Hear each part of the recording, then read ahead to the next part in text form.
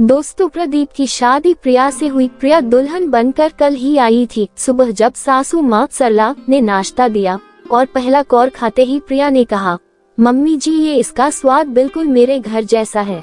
सासू माँ ने हंसते हुए कहा, प्रिया बेटा अब ये घर तुम्हारा भी है। इस बात पर प्रिया ने ध्यान नहीं दिया। कुछ दिन बाद प्रिया नंद और उनकी सहेलियों से बात कर रही थी।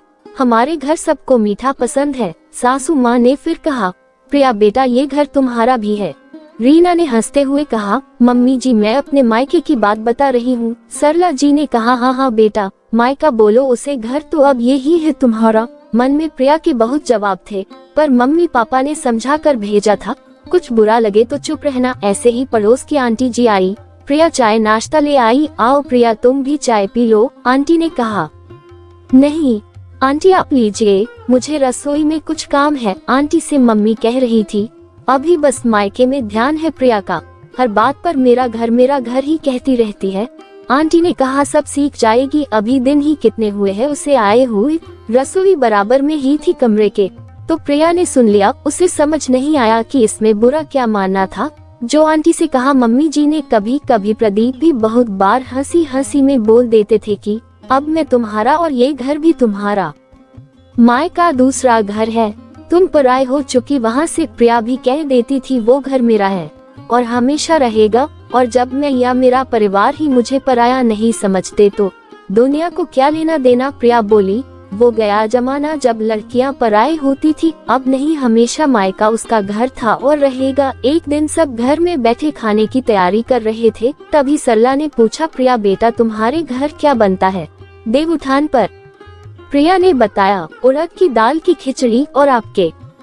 प्रिया ने तुरंत पूछा। सासू माँ ने कहा, हमारे घर भी ये ही बनता है, पर माँ आप तो उड़द साबुत वाले बनाती हैं। प्रिया ने सोचा नहीं था कि आपके घर कहने से सासू माँ अपना मायका समझेंगी। प्रिया ने कहा, मम्मी जी मेरा मतलब यहाँ घर में से था, आपने अपने मायके के बारे में बताया। सासू माँ जी का चेहरा देखने लायक था। प्रिया ने कहा, मम्मी जी जहाँ जन्म लिया, जहाँ 25 साल बिताए, वो घर तो कभी नहीं भूला जा सकता। आप अब तक नहीं भूल पाए, और मुझे यहाँ आए अभी 3-4 महीने ही हुए हैं। ये घर भी मेरा है, लेकिन जिन्होंने जन्म दिया, बड़ा किया, मम्मी पापा को कभी नहीं भूला जा सकता। जैसे प्रदीप आप अपने घर को नहीं भूल सकते। प्रिया ने प्रदीप को देखते हुए कहा, हर बात पर उनकी याद आना स्वाभाविक ही है। मैंने अपनी ससुराल को अपना घर मान लिया, तो आप सब भी मेरे घर को अपना ले। आज जो मन में था प्रिया की, उसने सबको अच्छी तरह बता दिया कि अपना घर को वो कभी पराया नहीं होने देगी, दोनों घर का अच्छे से ध्यान रखेगी। हर लड़की को प्यार चाहिए और उसे समझने वाले की मायका कभी नहीं भुलाया जा सकता। न कोई लड़की अपने घर को पराया मान सकती है, और न उसके माँ पिता अपनी बेटी को पराया समझ सकते हैं। वो उनके कलेजे का टुकड़ा थी और रहेगी। अगर ये दोनों बात समझ ली जाए तो हर घर खुशहाल होगा। इसलिए प्रदीप जी वो घर भी तुम्हारा है, सासू माँ और प्रिया बेटा ये घर भी तुम्हारा है।